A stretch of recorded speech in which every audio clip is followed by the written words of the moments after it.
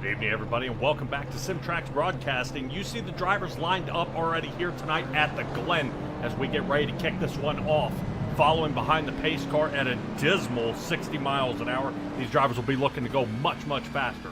Although only 8 turns are involved here at the Glen, it's going to be pretty tough here to see which drivers can overcome the faults of the Gen 4 car. Hard to turn to the right.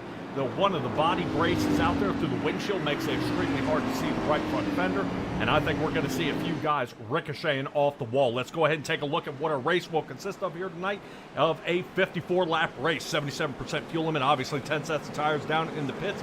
I would guess we're going to see these guys probably take 1 set of tires, if not 2, seeing that our fuel window may be around about 20 to 24 laps. Some guys obviously can seem to stretch that out. No fast repairs here. We'll keep our eye out there as the incident limit will be set to 17 on this 107-degree track. Stella will be joined alongside me with Greg Thiessen, and we'll go ahead and get this ready to go. Let's go ahead and take a look at our starting grid because I've got a lot more here than we see in most leagues. Moving on to Dalton Tucker, Ryan Housden, 1 and 2. Dustin Kleba, very fast, and Brady Moats probably to his 18th backup car, as I saw him ricocheting off the wall earlier.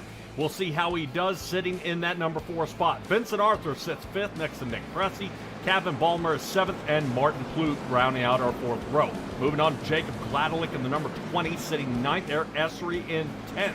Moving on to John Stavanicki outside the top 10, and Joseph Andujar, who will be starting in 12th. Moving on to Josh Conover, Nick Giles, Cody Reeder, and Brian Jones. Oddly enough, that 45, hopefully he is not still playing in the hotel room. He needs a strong finish here tonight. Christopher Heitz at 17th, Jake Christenberry 18th, Chase Durheim. He will be starting in the back here in the number 19th spot in the 99 Roundup car. Looks like the Anthony Kroback will be sitting in the 70th car, right now in 20th position. Kurt Quist will be starting from the back row from every race from here on to the end of the season. And Nick Ham will be starting in 22nd. Pace car getting ready to head on off. Stella, I'm doing a ton of talking here. Boy, this should be a decent race here. I'm definitely hoping to see how well these guys can do. Barney in the flag booth. Green flag is out. Here we go. You are running so fast, I'm not sure your lips can keep up with you. Here we are on the first turn. That first turn is definitely treacherous. That's where we find out. And everybody really starts stretching out here. Here they come through the S turns. Right now, Dalton Tucker out in the lead with his Chevrolet. Ryan Housden chasing closely behind. I'd love to see this race with a top 20 drivers within 10 seconds after about 5 laps. Normally, we only have the top 5 drivers on the lead lap by the end of this one. So hopefully that does not seem to be the case here tonight. Let's hope for the best. Right now, Brady Moats. Oh my gosh, honestly, being one of the faster guys out there, Brady Moats takes it way off the track here. That does drop him from 4th down to the 8th position. So instead of battling Vincent Arthur and Nick Cressy, he's going to be back here with Kevin Ballmer. Yeah, not sure what happened there. He was practicing his limits during warm-up, but maybe it was just this 1 set of cold tires here. Yep, not very good here for lap number 1 for Brady Moats. He's going to be marching back. Jacob Gladelick out there, and the Tony Stewart number 20 was the winner here at this track. This time, right now, it looks like Jacob Gladelick is scrambling to get up there. He's lost 3 here, marching himself outside of the top 10. And right now, Stella, I've seen guys marching forward and backwards here tonight. Christopher Heitz, he's down 4 to sit 21, and Kurt Quist just now getting going here. Right now, I'm showing him currently still a lap down or so, and hopefully he's able to get back onto the lead lap as there will be no mistakes at this track. So right now, interesting run here with Tucker, Housden, and Arthur, 1, 2, and 3. All Chevrolets here in the top 4, but Dustin Kleba's 4 currently sits in 5th. Right now, he's trying to see if he can slide on around here with Martin Plute being very close behind him. I think I saw somebody getting loose there in the back. Nick Giles would be the one I'd put my finger on as I see Chase Durheim amazingly 2 laps here. He's just about to finish up. Durheim gains 6. I was looking at that right now, charging up. The 23 and Nick Ham is around. That is not going to bring out a caution, though. He's looking to see if he can get that thing refired up. And Kurt There we Quist go. seeing him way out in front of him. Quist getting around him. Hopefully we'll be able to get back to it. Moving back up to Josh Conover, currently sitting in 10th. Right now, John Skavenicki still sitting behind him. Skavenicki hasn't moved any positions yet. Jacob Gladlick still down 3. Right now, he's trying to find the soft spot here in Skavenicki's game, but he looks pretty strong out there in the 43 Cheerios machine. Yeah, well, if paint job made a winner, you'd be looking at Gladlick up there in the front, since Tony Stewart in that 20 car has 5 wins here at Watkins Glen. 5 wins at the Glen. That is impressive. Right now, I'm seeing more trouble out here on the track for a couple of these guys. Stella, I do want to note right now, just taking a look at some of the timing out here, Brady Motes is actually starting to pick up the pace. Right now, 28.49 through section 1, 17.81 through section 3, but currently he's holding a 113.01 that ties Martin Flute. And the fastest driver on the track is going to go to Dalton Tucker, 112.87. Not bad. Only 3 drivers have broken into the 112 mark. I heard 111 is reasonable, but we'll have to see. I would say yes if you're qualifying, but not during the race. You definitely want to back this off, because you've got to think about tire longevity. Once we start melting these tires down, Stella, it is extremely hard to get them to grip. Oh yeah, William Byron holds the qualifying record with a 110, but I would like to see them try to do that in the race. Yeah, maybe if they had an open setup and a little bit more of an adjustability out there, I definitely see that happen. Brady Motes doing his best to chase back up to the front. Remember, I said he dropped down to 8th. He's now gathered it up here for 6th. He's currently running down Plute. Now, him and Plute were both working it out there during practice, and oddly enough, it was Martin Plute and Josh Conover that these guys have been working. And right now, that shows Plute going sideways. Jacob Gladlick off the track, and Plute trying to get her fired back up. It's the second time we've seen somebody spin out right after the carousel here, and it seems to be a little tricky. Oddly enough, during the next gens, you see everybody spin coming out of the bus stop, right? When they have to make that right, straight, right, left, and then a left, right into the carousel. Normally we see the guys spin out there, but that does not seem to be the case. Dustin Kleba adds his name to the 112 list. 112.77. Brady Motes doing a 112.89. Finally seems to get some open room to run here, and Brady Motes able to stretch his legs out. Fortunately, he was able to avoid Martin Plute out there, who ended up going around. So unfortunately, as will have to bring him back. So the John Andretti car here of Brady Motes on the move back to the front. But boy, oh boy, has he got a hard time to make. Right now, I'm seeing he's just off by just under 4 seconds, seeing if he can reach up there and catch Dalton Tucker. Now, Kurt Quist came in a little late, like you said, about 2 laps down. Is he back on the lead lap already? I believe so. I'm wondering if it made him run it a different way because he was not out there for the formation lap. Okay. Yeah, so I'm squeezing it together, taking a look at our race control. What they say is during scoring, he does not run the formation lap, which starts with a negative lap. Lap 1 starts when you hit the crossover, and seeing that he's not a lap down, they're just going to squeeze him here in the back. So unfortunately, Quist starting 21st is still 21st, and he's going to be fighting it here. But Stella, I'm showing Martin Plute having more problems out there. May have slung off the track yet again. Right now, that Kodak machine has been nothing but on the march backwards. Unfortunately, Brandon Walton right now is currently in the 77 Ford out there at this time, and currently Nick Gillis out there in the Ryan Newman Alltel machine. Stella, right now, we've got tons of stuff happening all over the track, and right now I'm showing Brian Jones had some trouble back there on lap number 6. I do want to take a peek at what happened to Brian Jones as we enter turn number 1. Looks like a shove there in the back of Cody Reeder. Yep, and it slings him off the track, so that is quite unfortunate here.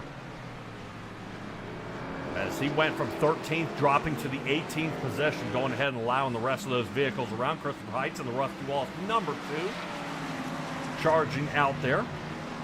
And right now I'm showing Kurt Quist may have had some trouble. I think he might have wrecked out. Oh, heavens. And right now I'm showing Nick Pressey with some issues. Slinging off a little bit there. I think he might have scrubbed the grass. And that's not going to be good on the left side here. Chipping up out of his tires there behind him. Okay. Yep, so a little bit of, you will see some off tracks though. I mean, that's why they do add a little bit of room there to the sides. But when it's room to the sides with asphalt, they expect guys to run in too fast to be able to run off. When they run off into the grass, that's a no-go. And also explain to our viewers, if you run off, you have to get back on either where you were or at least not proceed in front of anyone.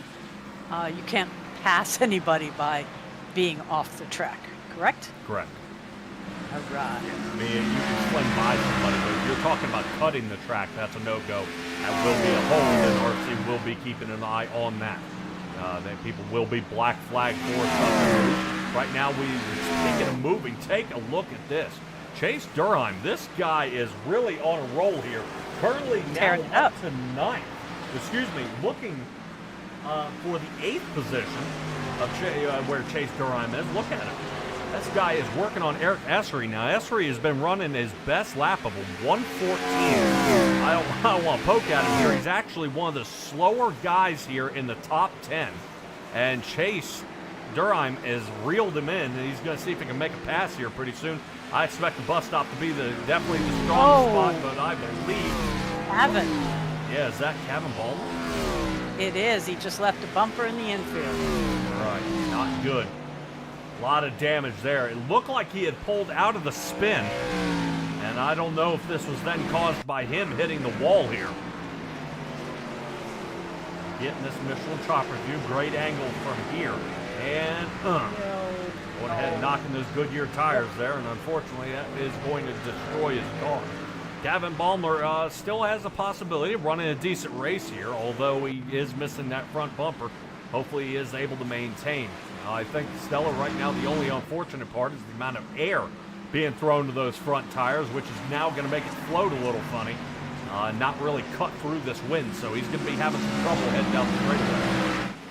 But then again, we always say that the brakes heat up so terribly on these road courses. Maybe it's going to be a good thing. Yep. Well, normally they do have brake vents down there and the fans that actually cool the brakes themselves. But I guess he's going to go ahead and nix that and go ahead and remove the bumper for maximum flow. Let's check back in on Brady Motes again. Motes now up to 5th. Conover still behind him here. And Conover right now has to make up almost 6 seconds to find Brady Motes up here. There he is. You see Conover here towards the back. So rather unfortunate here for Conover.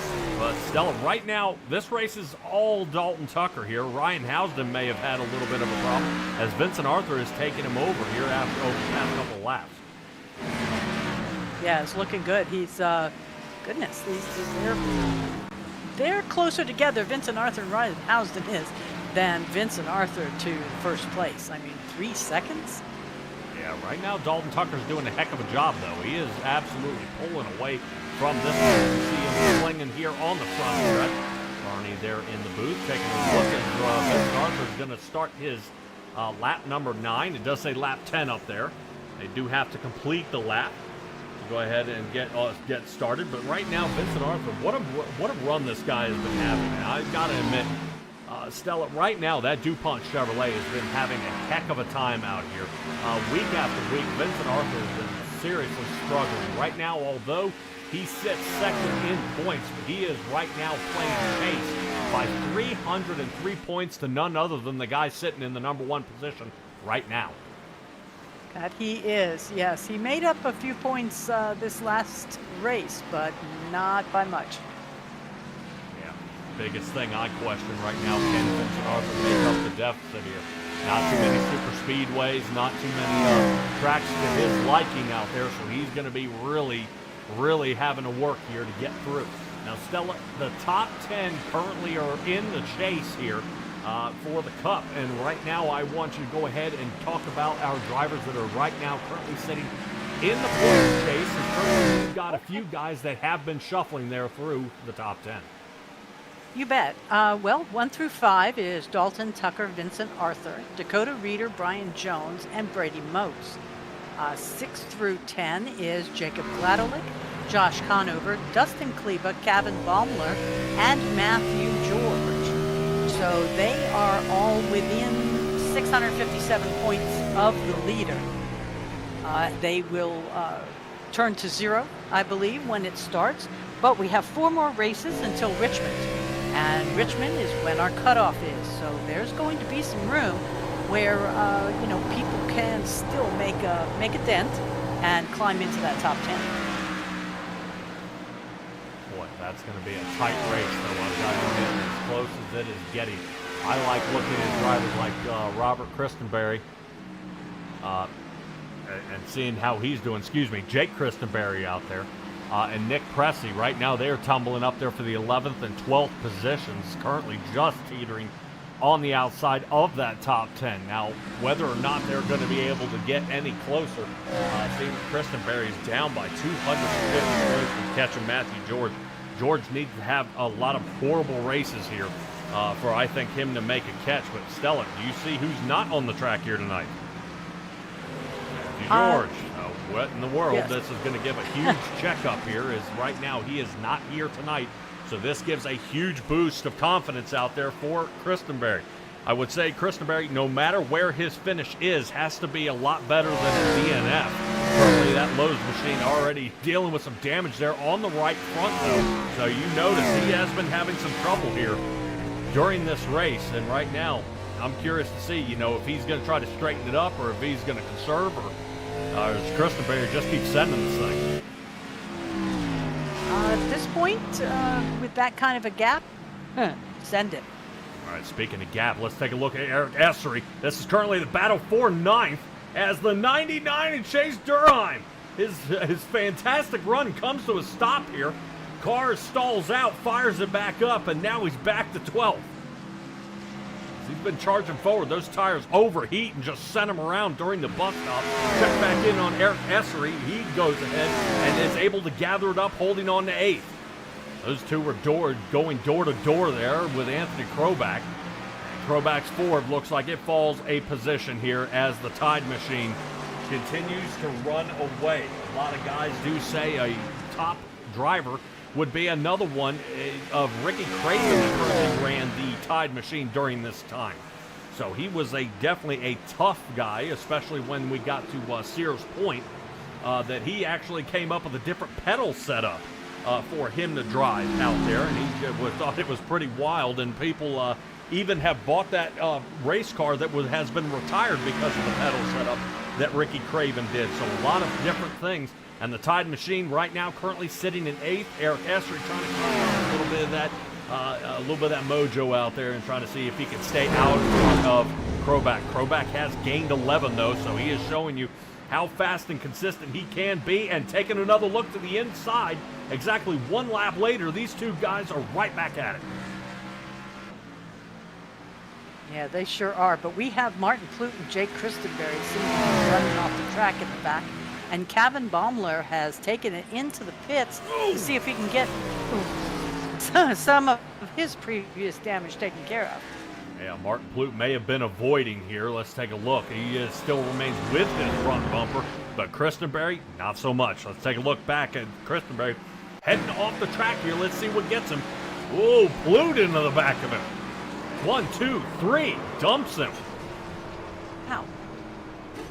Wow. Yeah, I know. Something seems this one. There's more to this. I'm wondering if something's going on. What is Martin Plute doing here? Because he gets right behind him and then just has enough. Oh, Christenberry loose. Plute.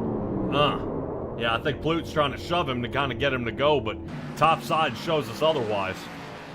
So Christenberry destroyed here, and we were talking about him getting much closer out there to Matthew George in the points, and this is not going to help. This drops him now, looks like they're going to punt him all the way back to the 17th position. That is one better than where he originally started this race, but still not good. Kurt Quist has taken it back to the garage. 5 laps completed for the number 51. He will be finishing in the 22nd position. Dead last. Kevin Baumler has head down to pit, and he is hanging out for the last minute and 40 seconds. in that Sirius machine. And If I could Stella, make a note. Go ahead. Vincent Arthur has taken that almost 3-second gap and taken it down to a half a second. They both now, Dalton Tucker and Vincent Arthur, left Ridenhousden in the dust. Yep. Well, Vincent Arthur has made up that gap. I would expect Dalton Tucker to actually be slacking off a little bit. This guy knows how to play the game. There's a reason he's top in the points. So I would expect to see Dalton Tucker slacking off just a little bit, and maybe going ahead and letting him catch up, use up a little bit of this. Because what ends up happening is if he ends up getting a little bit of draft, Vincent Arthur hasn't been really fighting much draft issues here lately. And I'm wondering if that's going to cause any issues for the number 24 as the 24th car comes down pit. Oh, wow. I was not ready for the pit entrance to be there, and I thought for sure he was having a moment and just ended up going into the wall. Okay. I am now acquainted with the right-hand entrance there. Yeah, one driver out there from the DEI group currently of Vincent Arthur coming on down. It looked like Josh Conover as well. And Chase Durheim.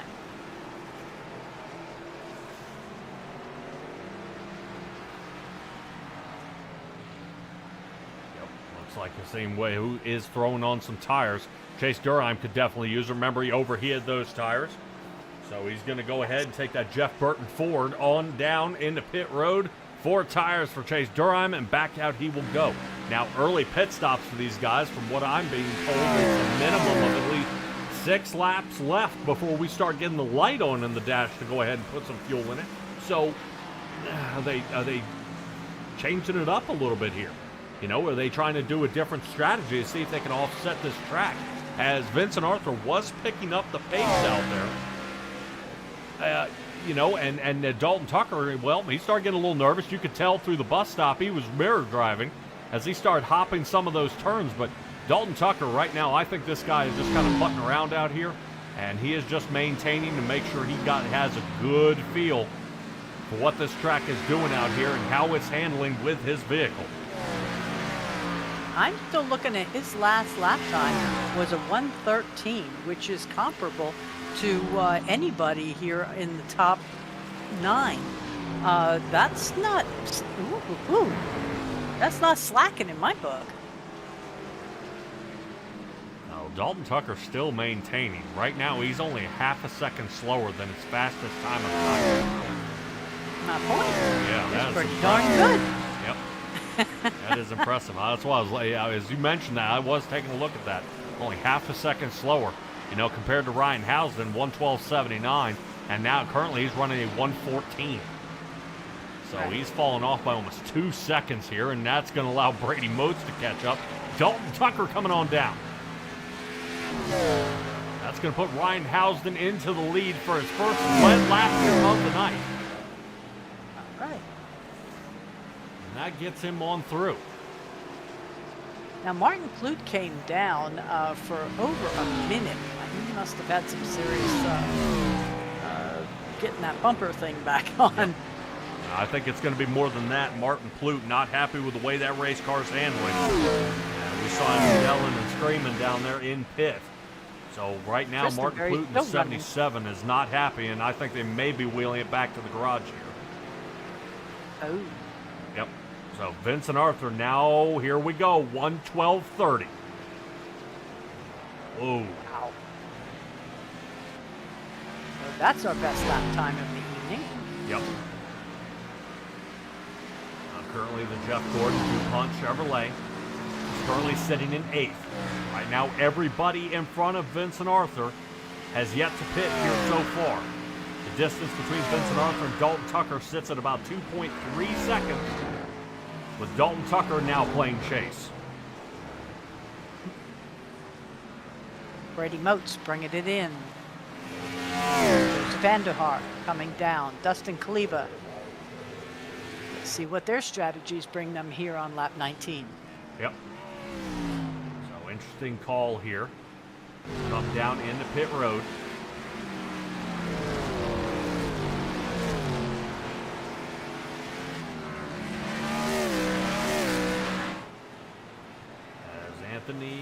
Kroback now slides up to third.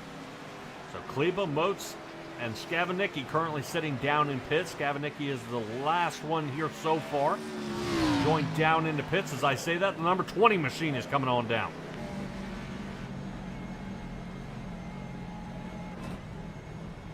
Looks like we have 8 drivers that are holdouts for getting some fuel and rubber on their car. Yep. But like you say, 23 laps is about where we should be watching for them. Yeah, we are These guys well have all under kinds 20 of other- laps. Yeah. All kinds of other plans. Here comes Brian Jones. Yeah, Brian Jones, remember, he slung off the track at one point. So unfortunately, he is going to be sitting down in the pits. Our leader coming in, Ryan Housden, number 41 car. Yep. Expect Nick Pressey to be not far behind. Ooh, actually, Pressey's going to stick it out. Along with Anthony right. Kroback. Kroback Get going to yourself stay out. mid-lap. Cody Reeder's going to stay out. One out of our top 4 drivers there that hadn't pit comes down in the pit road. Now I'm showing, uh-oh. Oh, Yeah, I think Christopher, he's having a heck of a time. Only have 48 machine watching in the rearview mirror. Here comes our leader. oh my. Well, Vincent Arthur currently the leader of our guys who have already pit. Look at the speed. Yeah, that was quick, fast, and in a hurry. Yeah, makes you question where the heck is Dalton Tucker. As currently a early pit stop did work out.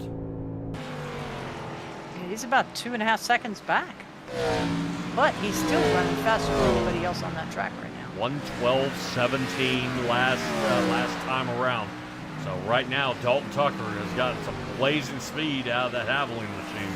And he is currently getting it going. I think the tire's finally settling in, which I was really concerned and actually amazed that drivers did take tires here.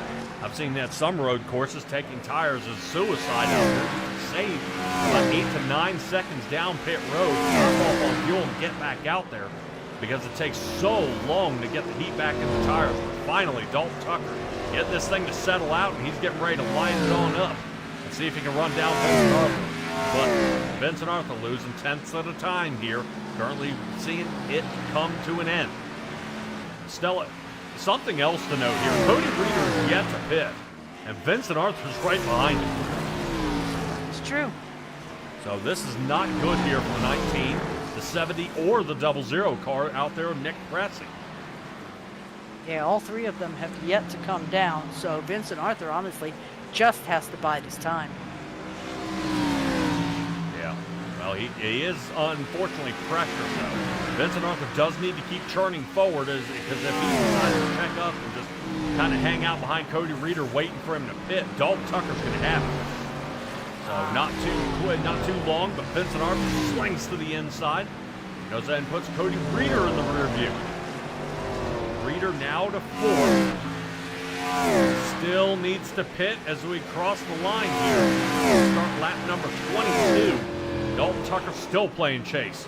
But you said earlier that we were about 2.5. I think I was looking at 3.3 there for a while. Now Dalton Tucker is 0.1 seconds away from Vincent Arthur. As Arthur now pulls away, getting through the S turns. And oddly enough, Stella, what's really weird about the S turns here at the Glen is they are uphill. So the car is loaded down, and as you make the turns, the suspension can't squish anymore. Because because of the G-forces of going up. So that you've got to be very careful that the car is level on the way up, because once you start swaying side to side through these turns, the suspension does have to have some give here. Without any give, it bottoms out, and then that's how you see some of these guys start oversteering out there. Yeah, now we've got like 10 degree of banking on this, which compared to some road courses is wonderful. Now, we still have 6 guys that are out there that have not come down, but our first fellas, Nick Pressey, Anthony Kroback, and Cody Reeder, are doing so right now. That leaves us Nick Ham, Eric Essery, and Christopher Heitz. Whoa! Oh. That's going to bring out a caution. No Our kidding. first caution here of the night. This one involving Joseph Andujar and Chase Durheim. Oh my gosh. Oh.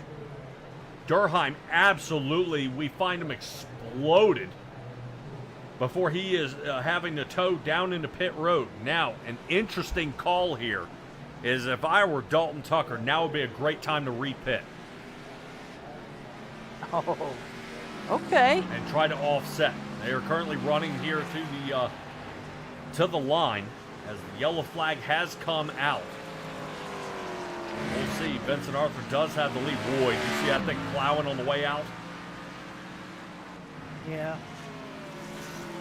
He's been hitting the oof like that on a lot of these turns. I'm amazed that there's anything left of that chin spoiler.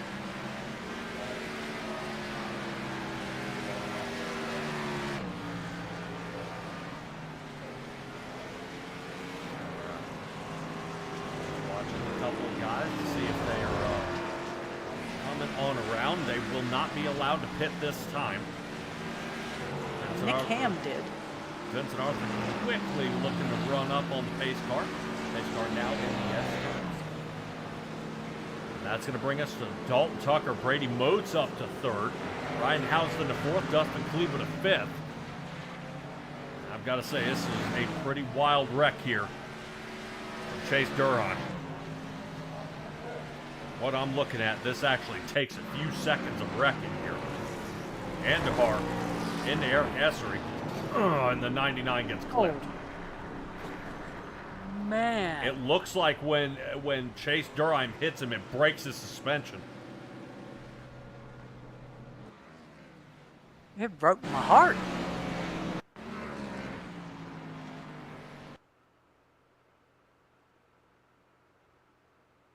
Look at that. Oh. There's a okay. I think I just saw a tire off. Oh, man. And then when he hits the wall, it Yeah. blows his car apart. Oh, and there's the other tire gone. Yep. Yeah, Wow. and you really that's can't painful. say anything here about Chase Durham. He had one, he wasn't involved in the original contact out there. No. And he was off the ground. So that was a huge launch here. Chase Durham getting some airtime out there. So Tony Hawk would be quite impressed at what that 99 Ford just did. So pretty rough out there. So we'll our see initial who comes contact down. was between Andujar and Essery? Yes. Wow, but Essery seems to have walked away with it. Yes. Essery got bumped and was sliding away and almost off the track. Wow.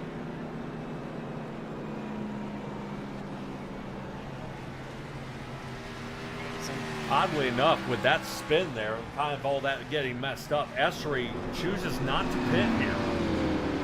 Yeah. I'm hoping he will do it on the last lap before the end of the caution, because otherwise he will be the only one that hasn't pit out of the whole roster. Yeah, I would hope that's not the case.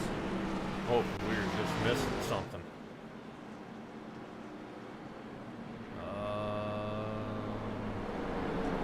Lap number 17, it shows Eric Essery into the pit.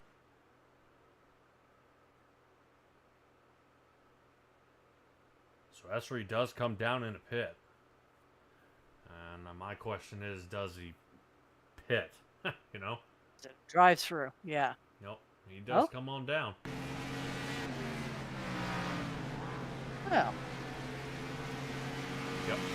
4 tires of We're fuel gonna for have Eric to talk to Essery those- back on lap number 17. I have to talk to those scorekeepers. Yep.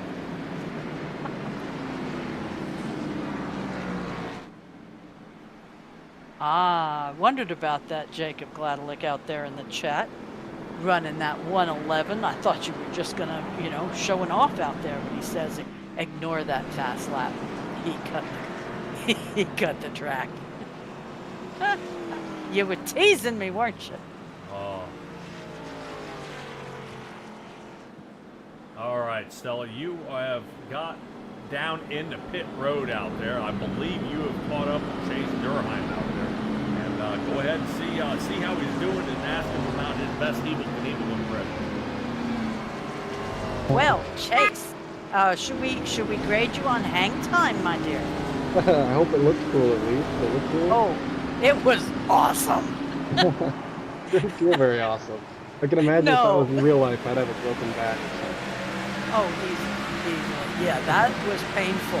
But I take it you're gonna take it back to the garage for sure? Yeah, we're loading it on the truck, and we're actually already talking last time. I think it's Michigan next, right? Michigan, is that next week? Yeah. Yes, it is. 120 laps. Yeah, we're on to Michigan. Oh my goodness. Yeah, that was rough, and that was one of those no fault encounters. Wrong place, wrong time. I'm not really sure. I'm not sure what the goal was there of the lap car. I know it didn't do it on purpose, I'm sure. It's just, a crappy situation. But I spun myself out earlier in the bus stop, so technically I shouldn't have even been in that position. So heck, you were running up 10 places from when you started. We were looking at you earlier for being hard charger of the day. But,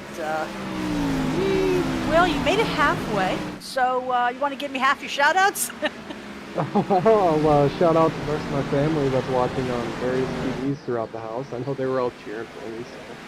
Sorry, guys. I guess the race ended a little early, but I had fun. I had fun coming through the pack, and this is definitely not one of my better tracks. I'm not good at road courses, in my own opinion, so I'm definitely looking forward to Michigan. All right. Sounds good. Patrick? All right, Chase, good luck to you out there, buddy. We'll definitely see how you did in Michigan. I would question, though, as fast as you were moving up toward the front, do you think you may have started overheating the tires for the one spin-up that you had earlier? It's definitely possible. I hadn't done in practice enough of a long run to see really what happens with tires when they get worn. I maybe did 10 laps in practice without crashing, so that was about all I got. So it did feel like grip was starting to lose some grip, but my lap times weren't too bad still running okay lap time. So it could have been just it drives a little bit different when your tires get that hot, and I just think I overcooked it there on the end of the bus stop a little bit. Yeah, pretty tough. Still running a 113. That's that's up there with the top 5. Yeah, I felt like I took 2 tires on that pit stop there, and I feel like that may have slowed me down a little bit, but comfortably, I was starting to find my lines, and I was starting to feel a lot better. So I think I maybe could have got up in around the top 5 or so. So I guess we'll never know. Yep. As fast as you were running, Not I till definitely next season. see that happening. Well, thank you guys. I'm gonna watch the rest of the broadcast here, and thank you guys. You guys always do a good job, and thanks for talking to me. Cool. Chase, appreciate you, buddy. Thank you. Yep. See you guys. Bye-bye. All right, everybody, Chase Durheim there. Unfortunately, having to launch his car through the bus stop. He was a little confused of what they were saying, what kind of was going on out there, especially with the lapped car. And it did look like Andujar was trying to get out of the way there of Essery, but that was the bus stop, and really anybody gets pinched there. There's no real extra place that you can go. Andujar it's not like he could pull completely off the track and try to let him around. It just needed to happen around the carousel, and unfortunately, it just those two did make connection. Essery not getting too bad of damage here, as he's currently sitting in 7th. As he's starting to reel him in here. Right now, currently back to Anthony Kroback. Remember, those two had bumped doors there a few times. So right now, Eric Essery, the most damage he's getting is from other cars here on the field, which is rather unusual. Normally, everybody goes ahead and greets a tire wall out there. And the 32 machine not doing that. Guys, if you are interested here in road course racing, Stella, we are coming up on the Bandit Racing League here on Wednesday. And those guys are going to be at the Chicago Street Course. That is Yeah, well, there have been a couple of How guys. you really feel? Well, I've seen him send it in 4 to 5 rows of tires deep and stop the car, have to get towed out of there because they got stuck. And it's just, I'm not sure. I'm not a fan of taking these, 7 to 900 horsepower cars and then trying to make them do rights on the road. I mean, I guess you can last because you're flying through intersections at 140, but, Yeah, that's one of those where I'm saying a road course with no banking. Is, uh-oh. Your cam okay out there? Just took a little slide off the track. Nope, looked like the carousel got him here. Yeah, 23 machine and Nick Ham, although sitting 15th, has had a rough night here so far. I don't know if He has. He's gone as many times around, if you count the spins, there's a full lap. I wouldn't say that. It's horrible. Okay. Nick Gillis taking it into pit road.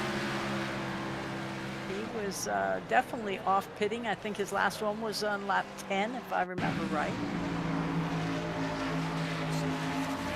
Let's see what happens. Oh, no. Nice dodge by Mr. Gladelick. Yep. All right, flatten the nose a little bit there.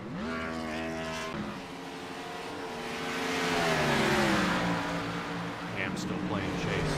Dalton Tucker still holding Vincent Arthur to within half a second.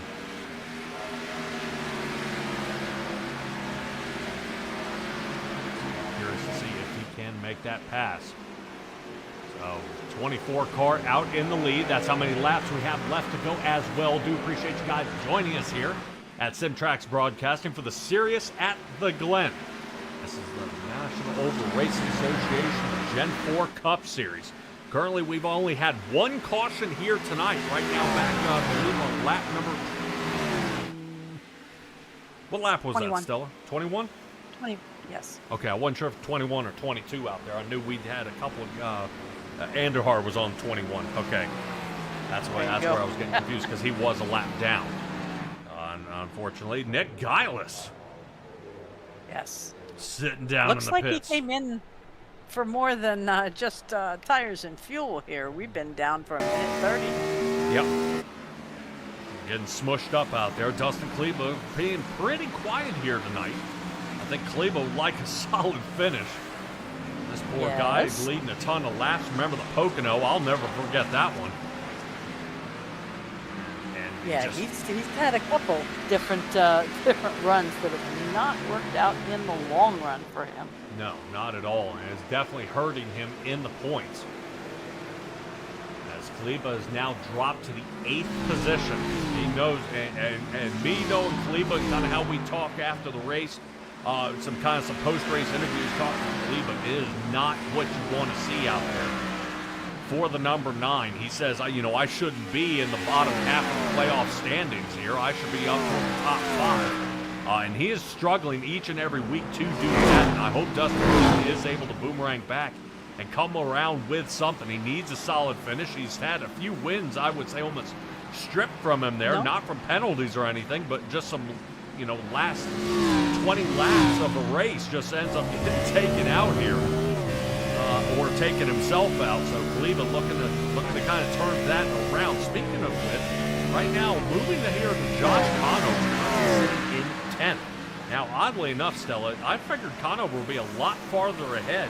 But currently with Cody Reeder, Brady Motes, and Eric Essery, those guys sitting in front of him. Right now, Conover's got a lot of work to do to see if he can get around these guys. He does. He's 11 seconds behind the leader. But he is right in the bunch of them between, like you say, Kroback, Essery, Motes, Reeder, all within a half a second or less of each other. Yeah, Motes sends it in here on Essery. No. That's not going to bring out a caution here. I want to see that one again, because it was kind of like he got under him as the other fellow went up the ramp. Yep, no problem here. Brady Moats here to the inside. Brady Moats diving in deep. Yeah, the Moats might have caught him here. Nope, and he came up on him. Okay, he came up on 32, locked it in. Reader got Moats from behind. Oh my heavens. Yeah, there was a lot of contact and a lot of damage on that one. But it does look like a fair, decent amount of net code here as well. I don't see where there's actual contact between these two. Let me see if I can find camera angle here of the left front. How about that? Okay. See?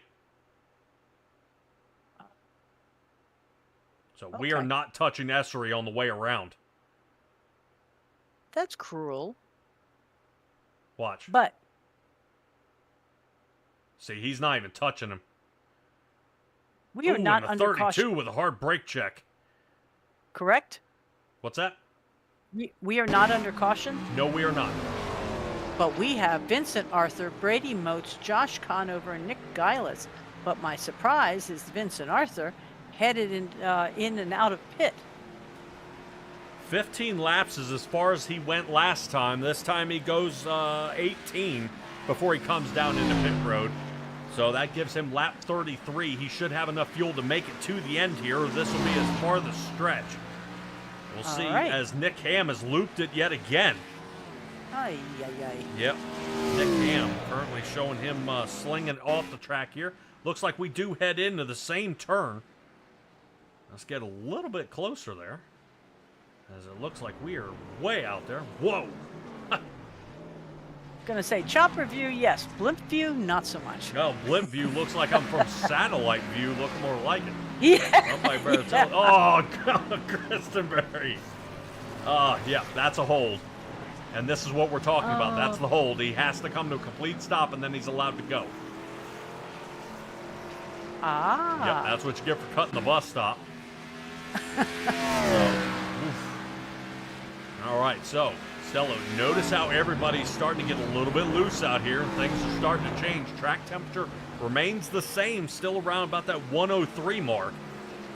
Yeah.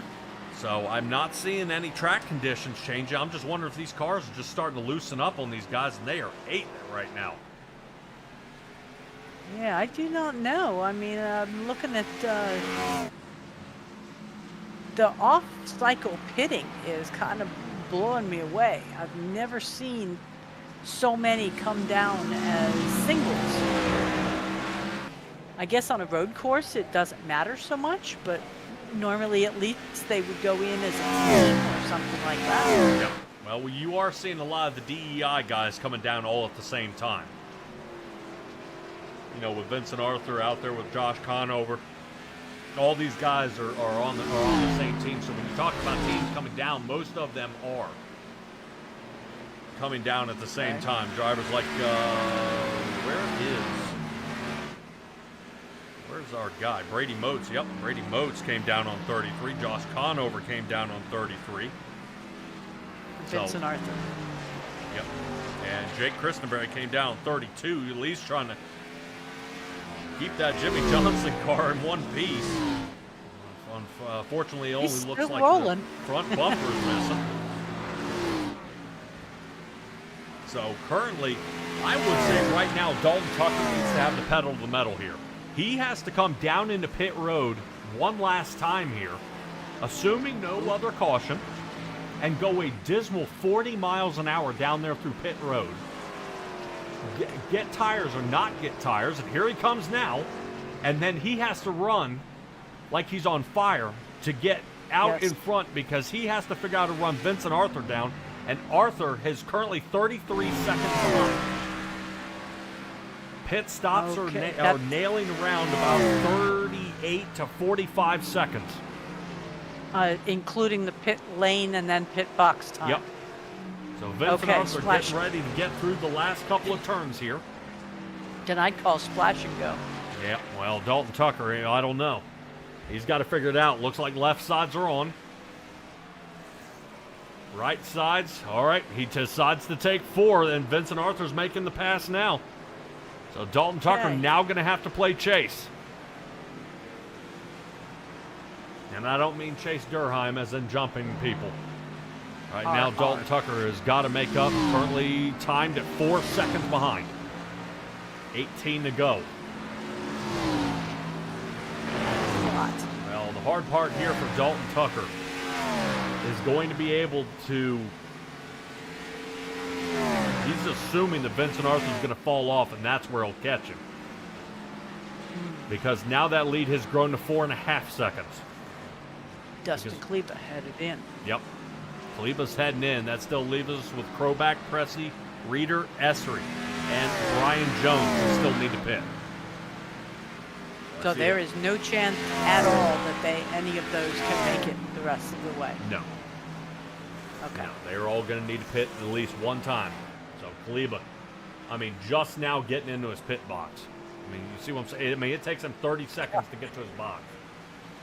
And I was just getting ready to mention LJ Hernandez out there hasn't said anything out there about Brian Jones. And there he is. All right. Ding. All right, Mr. Hernandez, appreciate you joining us here at SimTraX, man. We're here with the National Oval Racing Association. Get you tuned up a little bit and get you out here running the Gen 4 cars with these guys. And you'll be out here running the Glen. Brian Jones on the lead lap, sitting 5th, is currently looking at Vincent Arthur, who has pit on lap 33 right behind him. Oh, yeah, right behind him. Now, this is going to be a tough run here to the outside. Arthur, I think telling Brian Jones he appreciates him going ahead and letting him on around. Currently, Dalton Tucker would like to scream in Brian Jones' ear and say, hey, man, you could have held him up just a little bit longer there. Just a little bit. That would be much appreciated. So we take a look here at Dalton Tucker and Vincent Arthur right there. 4 seconds separates these guys. Dalton Tucker trying to make it up. Quarter of a second shaved off here in the last lap. Boy, if he can get that going, he's got a heck of a chance. Yeah, I find watching between Vincent Arthur and Dalton Tucker, their lines are nowhere near the same. No, absolutely not. Very interesting.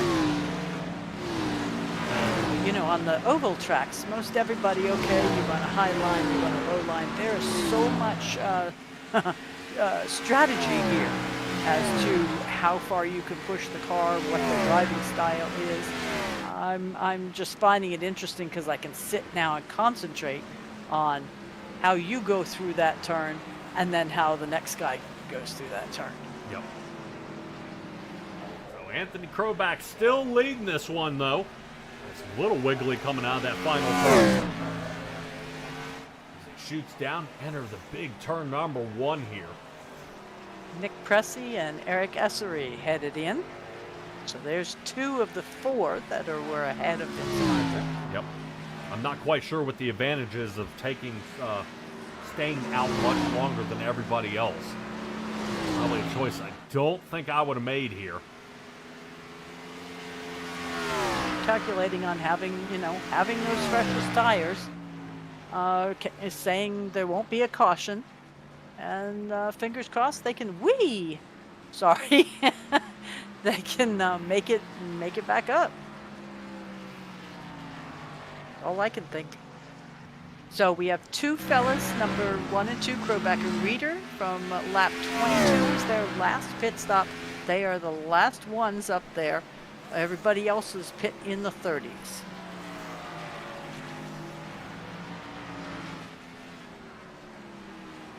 The advantage is going to be pretty tough here for Kroback. I expect to see him come down pit this time, but he decides not to.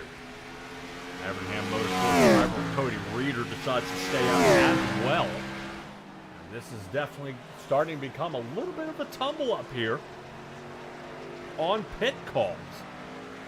Not quite sure if everybody is choosing to do this or if everybody's getting a little wound up out there. If something's going on, I think Nick Camp has a problem out here. Hopefully that 23 hasn't destroyed himself. Let's see. Does that carousel get him again? He's been down in the pit for over 2 minutes. Oh, ouch. That was a barrel award. Had to be towed. Whoa. My goodness. goodness. So Nick Ham's night is complete. So we have got a few guys. We get under 15 drivers that are mobile. Bert Quist finishes 22nd. Kevin Ballmer finishing 21st. Martin Plute in 20th. Chase Durheim in 19th. Joseph Vanderhart currently sitting in 18th. Christopher Heights, the number 2 machine, dies out there on lap number 17. And now 2 more drivers are heading into the pits, where Nick Geilis finishing 16th, Nick Ham finishing in the 15th spot. That moves us with only, I believe, 1 driver a lap down here, Jake Christenberry. That he is. And Cody Reeder's come in to get his fuel and tires. Yep. Yeah, pretty surprising to see how many drivers are taking fuel here. Excuse me, are taking tires. Tires. Tonight. Yes. And 4 at a time. Yes. So, Now, yeah, something I do tells me see- that Gen 4, something's different here. If this was the next gen card, I'd expect to see the tires closest to the wall, so instead of right sides and them go back out there. Okay, right side. Well, now, to go against that, you've got Josh Conover and Brady Moats right here. Splash and go on lap 33. 7-second pit stops. Yep. So maybe they're giving it a try. Or just with, making sure 100% that they can secure a top 10 here. We're only 3/4 of a second away from each other, but they've got a long, long way to go here.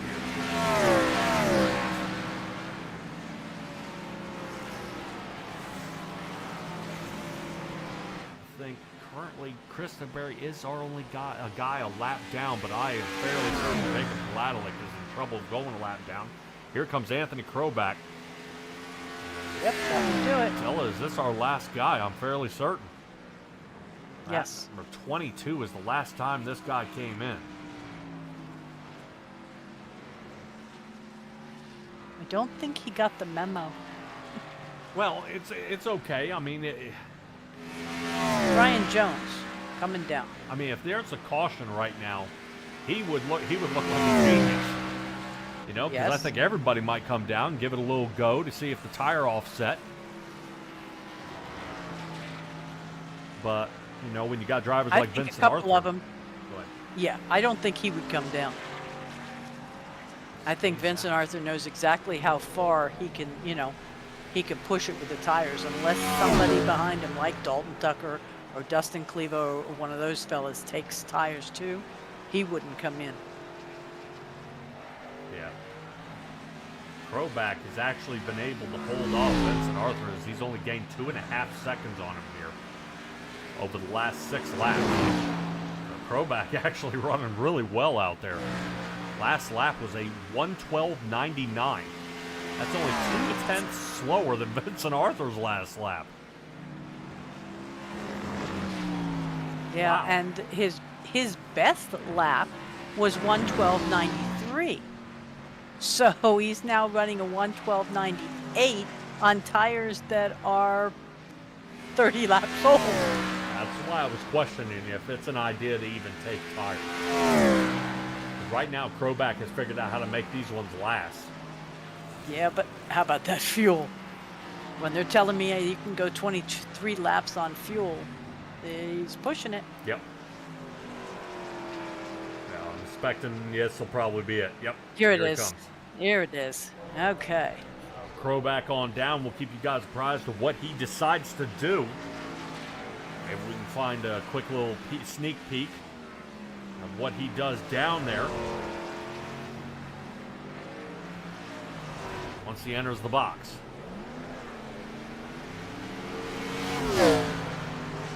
Still, I'm not seeing any movement. Now, Fuel and go for Kroback. ah, that's it. 8 seconds to 20. Yep. I don't blame him at all for this. He still has a chance at a top 5 here. Conover going to put on some speed. And right now, we've got everybody on the same tires here. Conover, Kroback, and Brady Moats. Kroback Yes. does get some lead laps, though, as he's he's got plenty of room between him and Cody Reeder. Currently a 10-second gap. But Vincent Arthur out front, and Dalton Tucker, his gains have come to a halt. 3.5 seconds behind. And it looks like Vincent Arthur needs to make a mistake here for Dalton Tucker to catch up to him here. 10 laps to go. Yep. Hey, well, this has been a pretty good race so far. I mean, it's no complaints as far as sorry. We've had a little bit of excitement as far as passing. We've had a lot of excitement as far as wrecking. And we've got a lot of strategy rolling here. All of the above makes good racing. And I've got to admit, Chip Nossie Racing has got to be pretty happy here, seeing the Dalton Tucker and Ryan Housden. These guys are currently sitting in the top three. So he's got both of his drivers currently in podium positions. So ownership-wise, this is fantastic. Dalton Tucker still is going to be able to maintain out front of Vincent Arthur. Nice. Especially in the chase. Taking a look at Dustin Kleba, this should help him. Jacob Gladelick has gotten smoked out of here. Brian Jones currently down at 12th.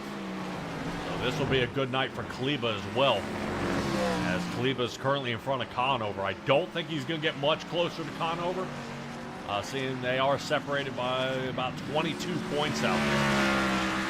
So it will be a little bit of a scramble here. Take a look at Krovac. Still in the thick of it. Yep. Well, not looking to give up at all here. Here's Krovac. Currently getting through our final turn here. Nice smooth right. Mo's using up a little more of that track. Yes. Yes, he is. Keep in mind, they do touch about 150 miles an hour before they have to come to a slowdown.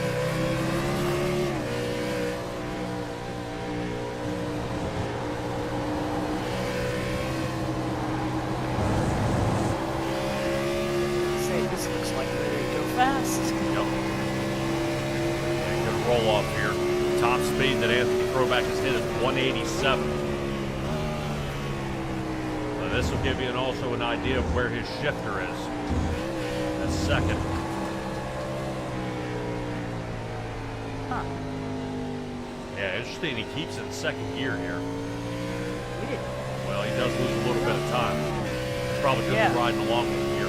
Normally, you'll see guys upshift to third. That way they can now be a little heavier on the gas. And you don't have as much torque, but you can pull it on around. Yeah, then you downshift He's to almost second gear. downshifting versus braking. Do you think he's just using the downshift to keep his brakes from overheating or using too much tire? It's possible. I would rather that than blowing the engine.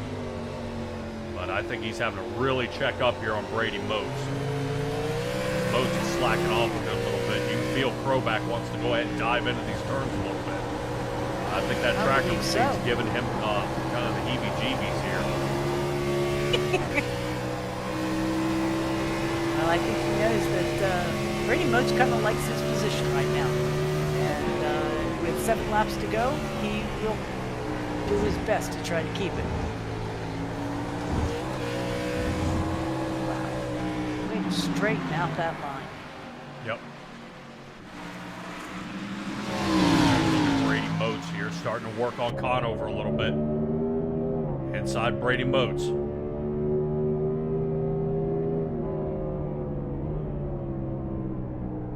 Good angle here. You can see Motes wants to sling on in, but that does help Conover bounce to the outside.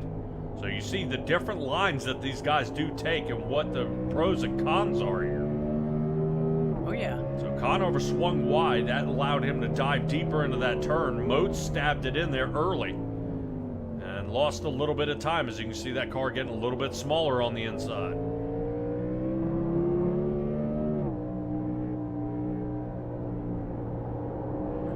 Yeah, you see Motes dragging that turn nice and easy. Just remember what I was saying about that elevation change. It'll bottom out there, and then you'll end up getting some tire spin. So real nice and easy here for Moats as they come up to the bus stop. Arthur now out in the lead by 5 seconds. And he is holding tight. Looks like Dalton Tucker not going to be able to get it, though. He had the pole position. That'll give him an extra bonus point out there. But I do not believe Dalton Tucker's going to be able to come away with the win as Vincent Arthur gets caught up in some lap traffic. He is getting pretty close to Jacob Gladelick out there.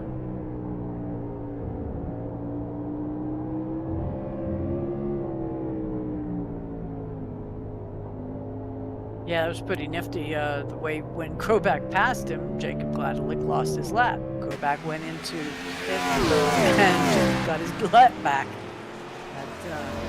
But now he is in jeopardy of losing it to Vincent Arthur. Moats. Oh, yep. Right now, Moats is wheeling that thing. He's trying to hold on. As he gets him behind Conover a little too close, he starts getting a good puff there of that dirty air. He just isn't able to push through. Dear.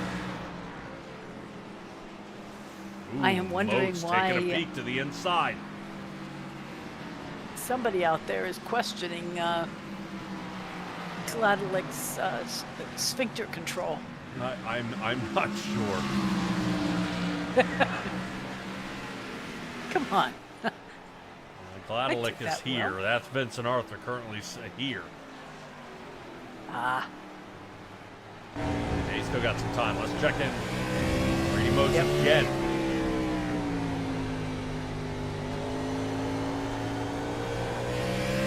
Oh, Conover with a fumble here. Yep. Back with the same. Yeah. All right, watch for Moats But to it- go to the inside. Eric Essery sees this one. Yeah. He's seen that move before. Moats checks up. Yeah, expect Moats to give him a nudge here. Boy, you get a little bit of that top view. You can hear the tires sliding a little bit there. Moats is trying to wheel this one. Hopefully he doesn't burn the tires up, trying to get around his teammate. Yeah, he's... I don't blame Krobak. Every time he sees him get squirrely like that, he has to drop back because he really does not want to be taken out. He is running up so close. I mean, he has got a top 10 finish here, without a doubt, sitting in 7th. But, my goodness. 20th position. Krobak has been really churning forward. The only person who had a chance to gain more than that was Chase Durheim, but unfortunately he was taken out there and blown to bits back on lap number 21. Durheim is taking it back to the garage right now. I'm still currently seeing Nick Ham and Nick Giles sitting down in pit road. And I think the damage is just too great for them. Give hats off to Jake Christenberry for still continuing to race. This gentleman is getting ready to come across for his 50th lap here. Nice. And Moats all over Conover again. Right now, Conover's got to be getting a little bit nervous here. Currently, Moats is all over that rear bumper. Yep. Monte Carlo gives him a good shove. Watch for the bus stop. Moats backs up the turn a little earlier. You see the nosedive. They get through here. Stella, you were talking a little bit about what it feels like when these drivers hit the brakes. Oddly enough, here's a fun fact for you. Do you know how those spoilers don't hit the ground? No. All right. During practice, they actually put a plastic wearable valance on the front. And as they drive around the track, they set the suspension up where it feels good. Then it grinds away at the track, cutting it exactly to the height. Once it's cut to the height, they know where the clearance to the ground is. Then they modify the bumper to how high the bumper needs to be off the ground for the race. So they put like a temporary bumper on there to wear off on the track. Right. So the original bumper that goes on for that qualifying will be 3 inches too high. And they'll put a wearable one down there on the bottom. Then they measure it when they come back after he does about 20, 25 laps. They measure it, put it to the real bumper. The real bumper gets to the height. Nice. right, Brady Moats doing something. Whee! All right, hopefully Brady Moats, we saw him during practice doing this exact same thing. His best impression of Ken Block. Right now he is working on out there. Currently Conover, seeing that happen all in the rearview mirror. He's wondering if he's going to get caught up in this. Currently 2 laps left to go. This is the most action here on the track with Conover, Moats, and Kroback. Is Kroback able to gain a position? Does Conover make a mistake? Vincent Arthur crosses the line to go ahead and get the final lap started here. We'll go ahead and check in on him when he gets closer here to the start-finish line and see him cross the line for the win. But currently I've got 3 drivers right here in front of us, all within half a second. There's the white flag flying right now. Yep. Currently Conover still holding a top 5 here. Brady Whoa, Moats. no. That's going to do it. No! No! Nelly! Almost. That's going to leave it to Kroback. Roll.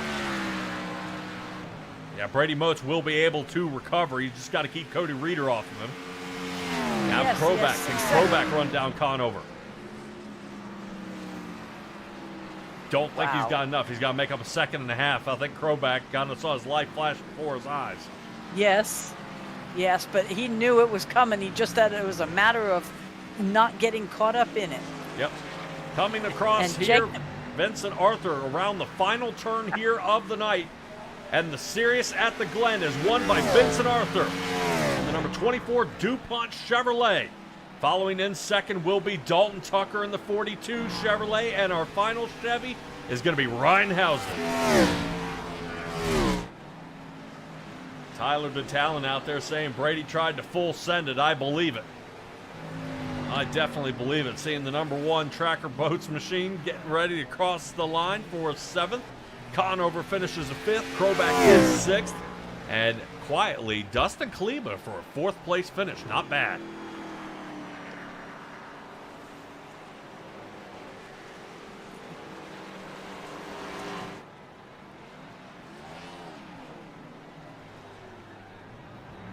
So all these guys hanging out there for a nice, safe burnout. Everybody chooses that turn 1.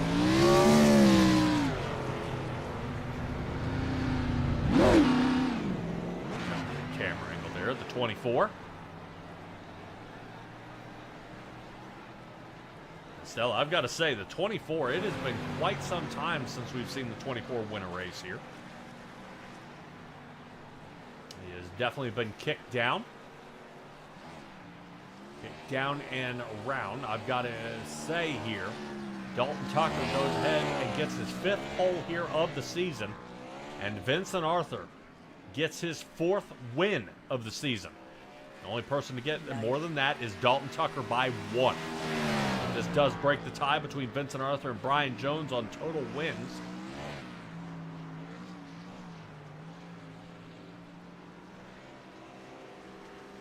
Excellent job here. We'll show you the unofficial results as Vincent Arthur's getting ready to burn them down here.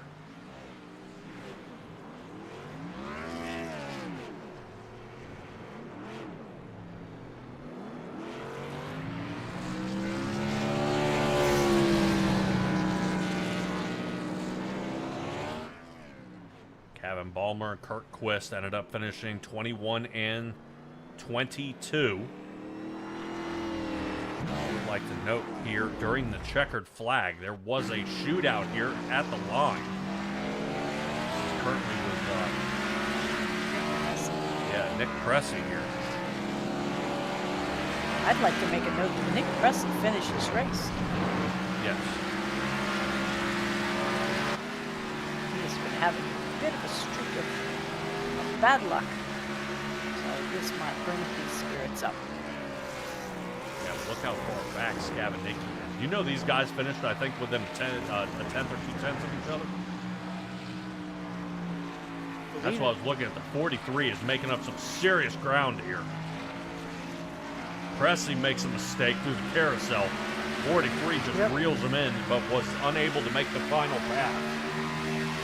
And that was for the final position in the top 10.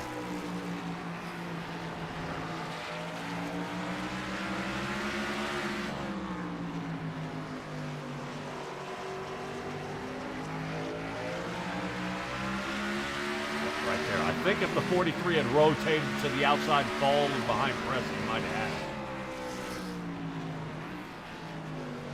But no can do. All right, everybody, hang in there. I'm going to run down to our top 3 drivers, and especially Vincent Arthur out there, who definitely did a heck of a job out there. Interesting call by pitting so early, and it paid off big time, especially right here at the end. Ladies and gentlemen, hold on. We'll be right on back.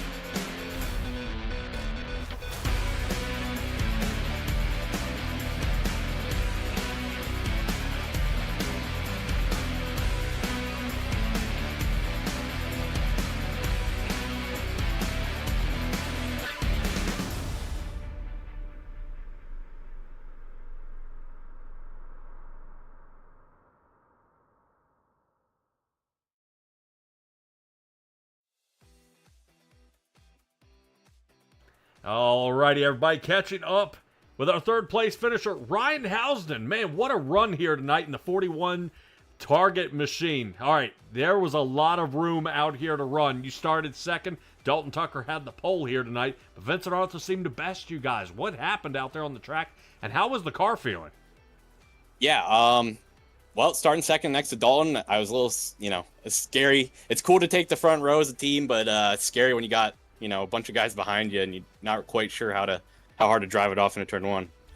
But thankfully it went pretty smooth, actually. I kind of filed in behind Dalton there for a while, and I thought we might have the pace to 1-2 that thing, but Vincent had other plans. That 24 he was hooked up, so Dalton had a little bit of something for him, I think, but I definitely didn't. I was close though.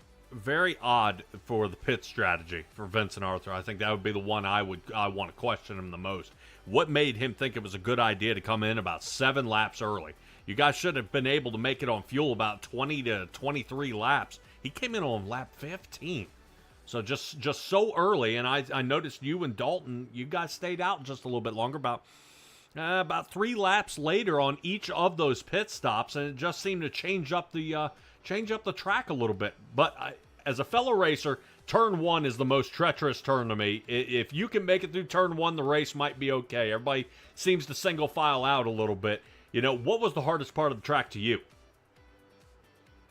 Yeah, so first thing, Vinny, he was like being really aggressive on those early pits, and I think it really worked out for him. He was making up a lot of time on those outlaps, and yeah, I think if we were to do it over again, I think me and Dalton would try to pit a little earlier.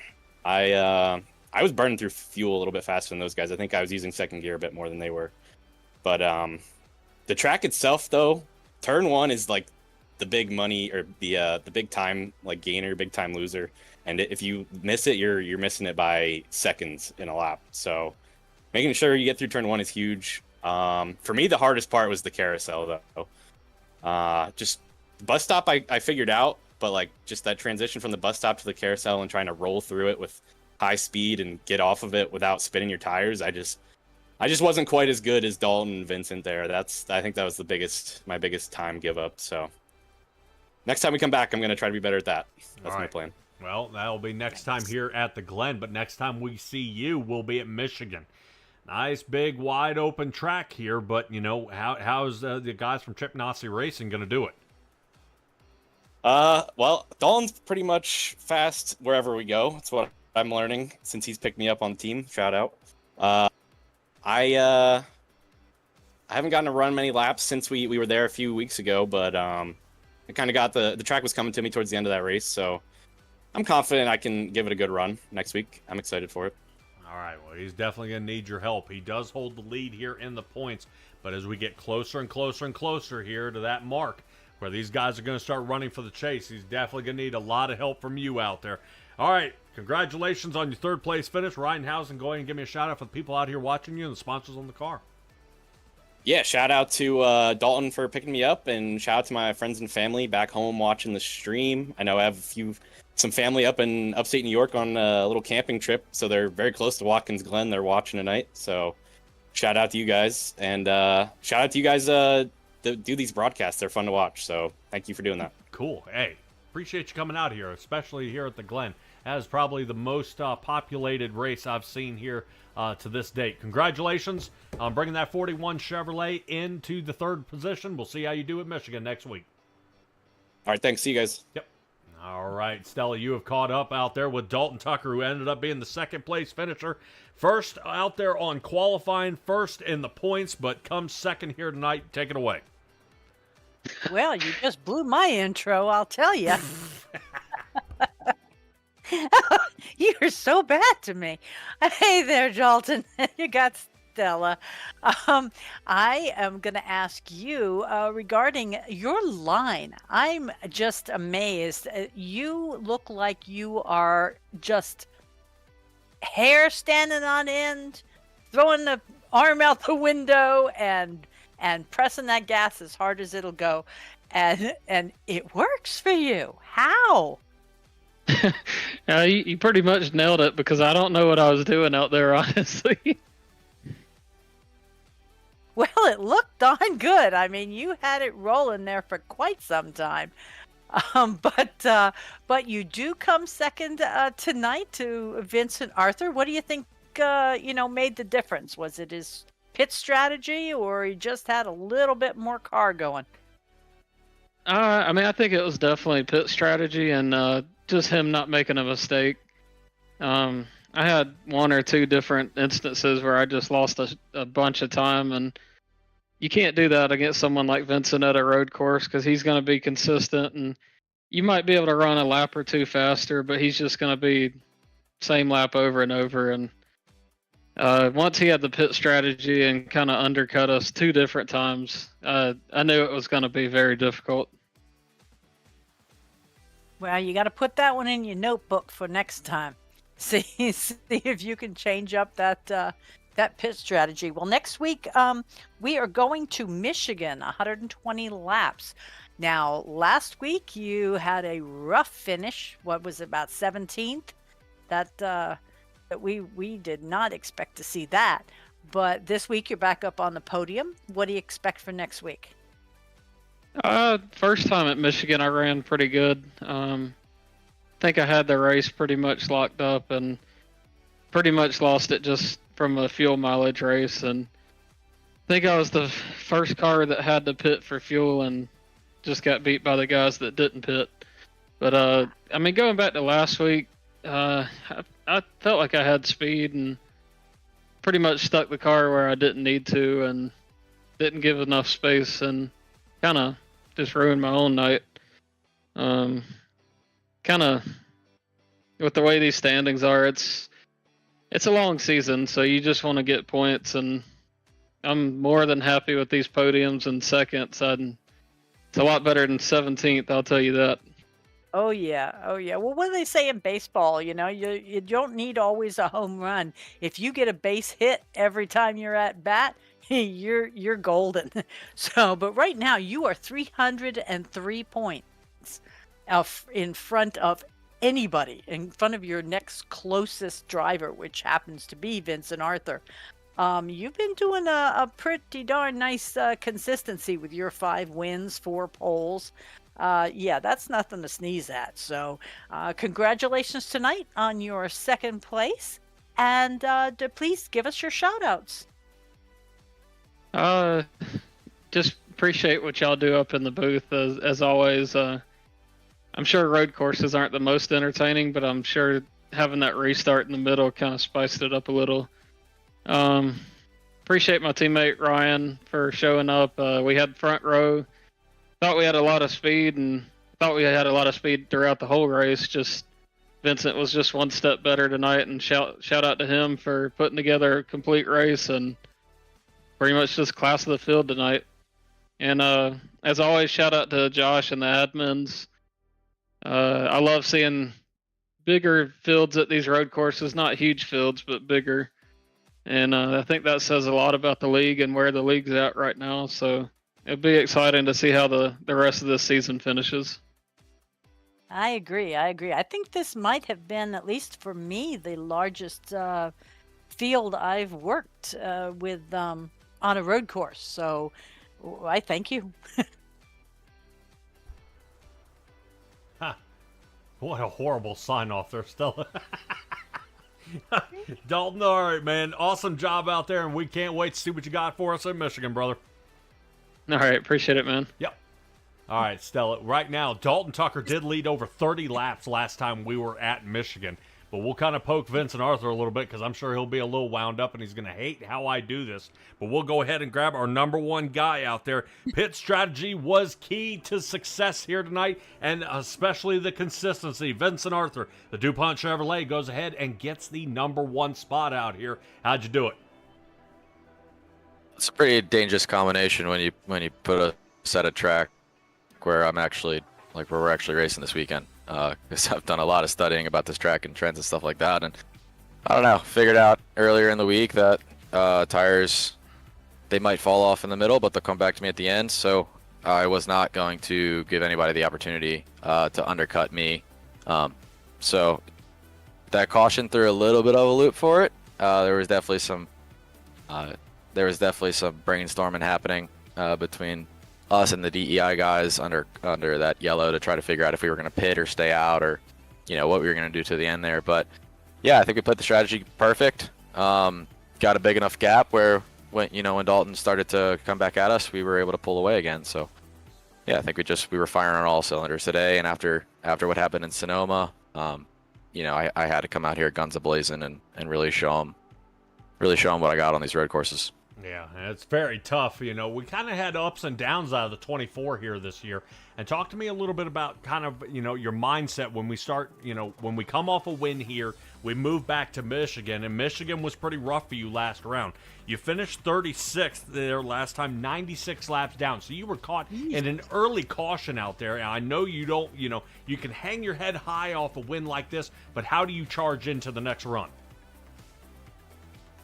I think with these cars, I kind of figured out something that works really well with them. So I think I showed that at Chicagoland, and I can't remember if we've been to a mile and a half since then, but I know we went to Pocono, and I was pretty strong there, just played the strategy wrong. So, I mean, I feel like going back there a second time, just kind of knowing what I know now, I think we'll have a better shot at it than we did last time with the new car on the day of the release. So, yeah, I'll turn a few laps here in qualifying, see if see if that's true or not, figure out what I need to do, and yeah, we'll go out there and we'll use this momentum from this week to try to continue a stretch of podiums towards this end of the summer stretch.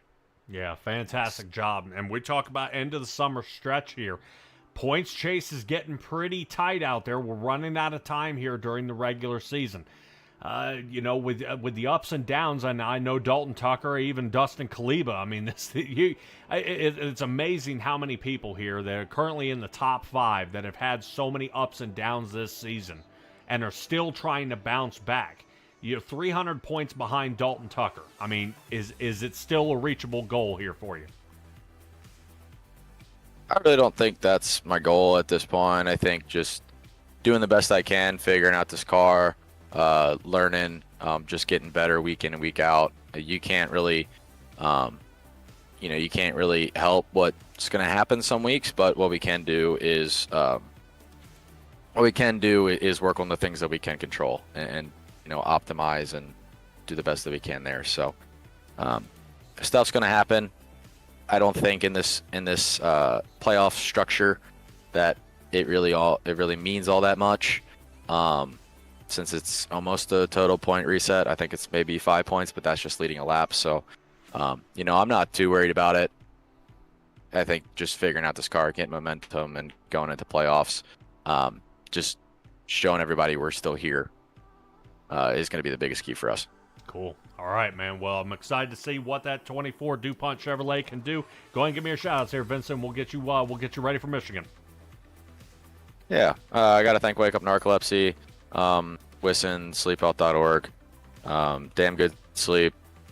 Everybody who's really helping me do this in the sim and do it in real life as well. Haven't raced quite as much as we wanted to, but be able to do anything and correlate that back to here it's a really cool opportunity. Thank you guys for the broadcast. Thank you guys for watching, and we'll see you in Michigan. All right, Vincent Arthur, congratulations on yet another win, man. This does break the tie between you and I believe it was Khalif. I think it was Dustin. No, Brian Jones. Yeah, Brian Jones. Thank you. Sorry, wrong Everham Motorsports driver. All right, awesome job, Vincent. Congratulations, man, and we'll see you in Michigan, buddy. Thank you. See you guys then. Yep. All right, like I said, that does break the tie. Dalton Tucker with 5, Vincent Arthur now with his 4th, and Brian Jones with his 3rd. Awesome job here tonight, and I've got to admit, Stella, interesting race, exciting race. We had a bunch of drivers. We had 22 drivers here at the Glen.